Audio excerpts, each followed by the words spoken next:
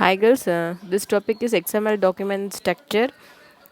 An XML document structure often uses two auxiliary files. The first one is it contains a style sheet. We know that style sheet are used to tell how the content will be displayed.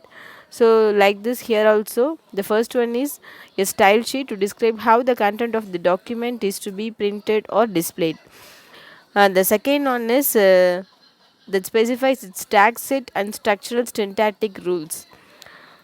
What is the structural syntactic rules? Or it is given in XML by either DTT or XML schema. These two DTT and XML schemas are further explained in my videos. This topic I am going to explain about the concept of its tag set and structural syntactic rules. An XML document consists of one or more entities that are logically related collections of informations. Entities are called physically, it is comprised of storage units called entities, each of which may refer to other entities. Here, an XML document consists of one or more entities that are logically related collections of informations. That informations can ranging in size from a single character to a book chapter. One of these entities are called the document entity is always physically in that file represents the document. For example, the document entity for a technical article might contain the beginning of the material or ending material, but have references to the article body sections, which are entities stored in separate files. Here, what is an entity? Physically, it is comprised of storage units. Entities are called storage units, each of which may refer to other entities, similar to a way that include works in the C language. What are entities? Are entities means it's a storage unit, each of which may refer to other entities, like a include statement how works in the C language. It is similar to the includes works in the C language. Or what are XML entities? Or another definition for XML entities are XML entities are a way of representing an item of data within an XML document. How we represents the item of the data in an XML document are called entities. Various entities are built into the specification of XML language. For example, the entities ampersand LT and ampersand GT represents the characters less than and greater than. So these are called the entities. Entities are used to define shortcuts to special characters. The document entities serve as the root of the entity tree and a starting point for an XML processor. This means entities are the placeholder in XML. Entities are the placeholder in XML. For example, this less than and the greater than signs are used for opening and closing XML tags.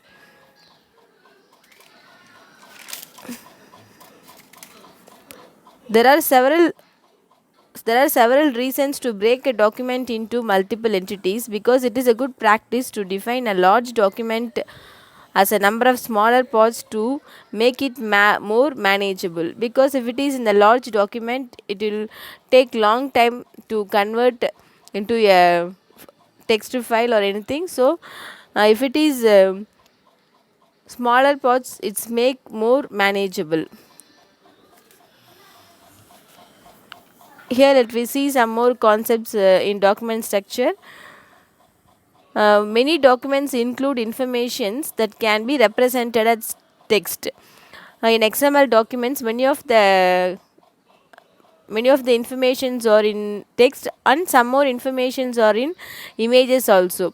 Such information units are usually stored as binary data, because images in XML images are stored in binary data only, not in a text format.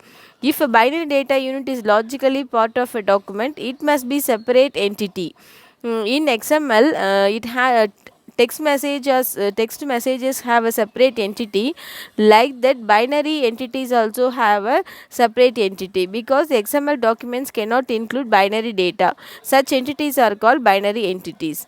When XML processor encounters the name of the non-binary entity in a document, it replaces the name with the value it references. What is said here is, when an XML processor encounters the text data in a document, it replaces the name with the value it references. Binary entities can be handled only by applications. What applications means? Such as a browser. XML processors deals only with the text.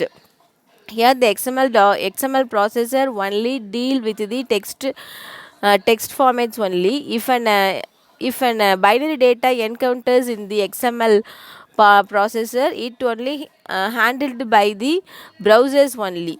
So binary entities can be handled only by the applications. That applications are called the browsers. XML processors deals only with the text. And then entity names can be, entities are the placeholders only. How to define the tags and variables also define in the entities. So how we define entity means, entity names can be any length.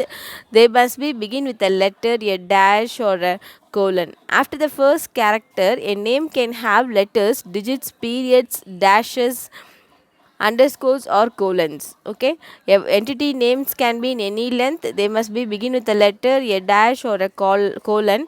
After the first character, a name can have letters, digits, periods, dashes, underscores or colons. A reference to an entity is its name with a prepended ampersand and then appended semicolon. For example, if apple image is the name of entity, it is represented as, or it is referenced to, a ampersand before the name of an entity and ended with a semicolon. Okay, one of the common uses of entities is to allow characters that are normally used as markup delimiters to appear as themselves in the document, because this is commonly used. Mostly XML processor handles only the text. If non-text data encountered in the XML processor, it was handled by the browsers only. When a several predefined entities must appear near each other in XML document, the references clutter the content and make it difficult to read. In such cases, character data section can be used. The content of character data is not parsed by the XML parser, so it cannot include any tag.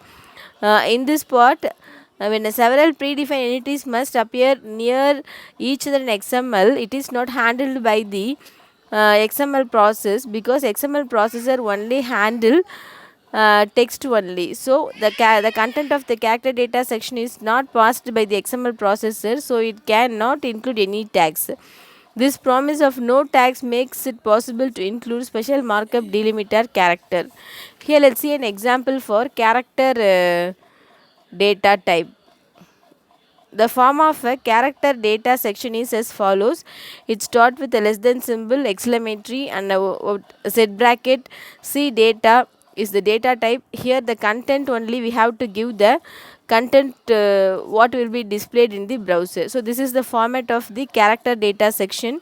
For example, instead of for this syntax, we can give the last word of the line is ampersand greater than semicolon. This is an entity, this is an entity, this is an entity. Here this is also the entity. The following could be used: less than symbol, ampersand, set bracket, C data, the content of the tag, the last word of the line, the greater than symbol, greater than symbol, greater than symbol, the content here, and then the less than symbols. The opening keyword of a character data section is not just C data, it is in effect C data. An important thing here is spaces between the square bracket and the C and the A is not allowed. We cannot give any spaces between the less than symbol, the exclamatory and then the set bracket and C, and also this set bracket and the content we did not allowed any spaces.